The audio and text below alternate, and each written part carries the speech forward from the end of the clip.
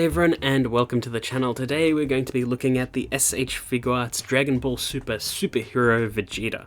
And going to say it right now, this is a pretty standard release, nothing really crazy about it at all, just like very stock standard, did the bare minimum and that's fine sort of release. And it is honestly nice to have a very standard figure to represent a character that didn't do all that much in the movie that he's from. Is it a bit of a shame that he fills the role of a base Vegeta when we could have had like an Android Saga normal state Vegeta or Buu Saga normal state Vegeta? Yes. Am I going to be angry about it? Not so much. But anyway, this is Vegeta as he appeared in the Dragon Ball Super Superhero movie, and while his design changed a bit, I do think it reads as Vegeta mostly for any other sort of display. Like, it looks like something he'd wear normally. It is a slightly different outfit than we're used to, but I do think it's pretty good. Now, taking a quick look at the box, there is a clear window into the front, promo image on the front, on the sides, and on the back, showing what you can do with this figure. Not a whole lot on this one, honestly. Like I said, it is a very standard release. And taking him out of the box, you can see what we are dealing with. So we've got 4 faces, we've got 4 pairs of hands, as well as 1 thumbs up hand. So again, nothing too crazy, but a pretty good standard release, and I believe that he retailed at a pretty low price as well, so you sort of get what you pay for. It's just, like I said, stock standard release, which is perfectly fine. Now, taken out of the box and set up, here is the superhero Vegeta, and he's base form Vegeta. It's nothing really too crazy. His head sculpt, I believe, is based on the later iterations of Vegeta that they did for like the Super Saiyan God Super Saiyan Vegeta, where his hair isn't as flared out as, say, the Super Saiyan Awakening Blood one.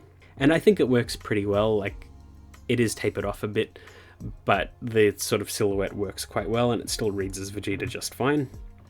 His outfit does look like his Buu Saga jumpsuit, but it actually isn't. There's a different top and bottom, so it's not a single jumpsuit, and there is actually a color difference between the top and bottom, and that's only really apparent in certain lighting. But other than that, he's got his classic gloves and slightly redesigned boots. But overall, it's a pretty normal design for Vegeta. It looks similar to ones he's had before, but it's not quite the same. And we'll do a quick size comparison before we go any further. So here he is next to the Saiyan Raised on Earth Goku. I don't have the superhero Goku for comparison, but they're basically the same figure. It's the same rough sculpt.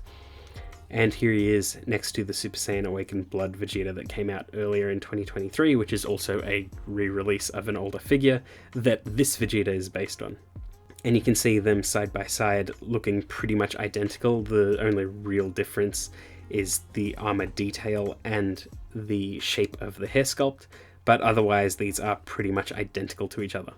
And we'll go right into posability. So he's got a ball joint at the head, which allows him to look up that far and down that far. You can also get a bit of side to side and rotation, which is nice. His arms can move out that far unassisted.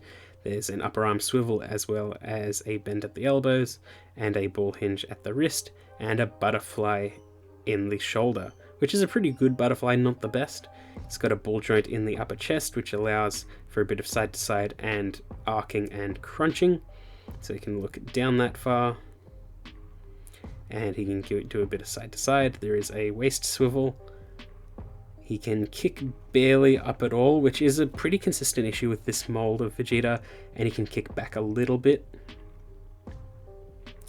He's got a double bend at the knee, as well as a ball joint at the heel, as well as a toe bend. Now, I forgot to record it with the rest of the posability, but of course he also can do the splits, which is pretty pathetic if I'm being honest, and he's got a tiny bit of a upper thigh swivel, which is also pretty consistent with a lot of the other Vegetas. So just pretty average posability. It's just so-so, again, just a very standard release. Now, Vegeta comes with 4 faces, so he's got the neutral face that he comes with out of the box, and these are the sort of newly designed faces that they've been doing lately, where the detail work is really on point. He's got a smiling face, and I really like that face. It looks really sinister. He's got a shouting face, and he's got a teeth-gritted, looking to the side, angry face. And with those faces, you can get a little bit out of this figure, not a whole lot, it really depends on application. I feel like you can get the most out of this when you pair it with others. But you can have fun with him by himself, and he can get into some decently actiony poses, but generally they are mostly ready poses, I'd say, because the range on his legs is quite limiting. But you can do a decent amount, and he comes with the same sort of amount of hands that any other standard Vegeta would have, like action pose hands, fighting pose style hands, the thumbs up, as well as energy blast hands. Blast effect wouldn't be out of place here, but they don't really like giving us those things, so I can live without it. But he is decently fun to pose. I don't feel like I'm stressing the figure out at all when I'm playing around with it, but it is very stock standard, really nothing crazy to write home about. And that's what a lot of the general release superhero figures were. They were very like scaled back figures, but really good sculpts and really good detail. And the Vegeta is no different. It is a bit of a shame that it is kind of a new sculpt of Vegeta and we didn't get that much out of him, much like the Superior Piccolo, but the Superior Piccolo is compatible with other accessories, and the Superior Vegeta is technically compatible with other accessories, but you sort of need to force it, like head swaps and energy effects. But the Piccolo is sort of like inbuilt to be able to use the Proud Namekian's cloak or something like that. So it's like I said, very standard release, and that means exactly what you think it means. It's nothing like the Ultimate Gohan that was also in this line, where he was stripped back in terms of accessories, but was a really, really good figure because he was a 3.0. This is just like a slightly varied sculpt of Vegeta, and just nice to have a base form Vegeta, but still at the end of the day, very stripped back and very simple. But it is what it is, and I don't mind it too much. But that's all for today. I hope you enjoyed that video, and I will see you all next time.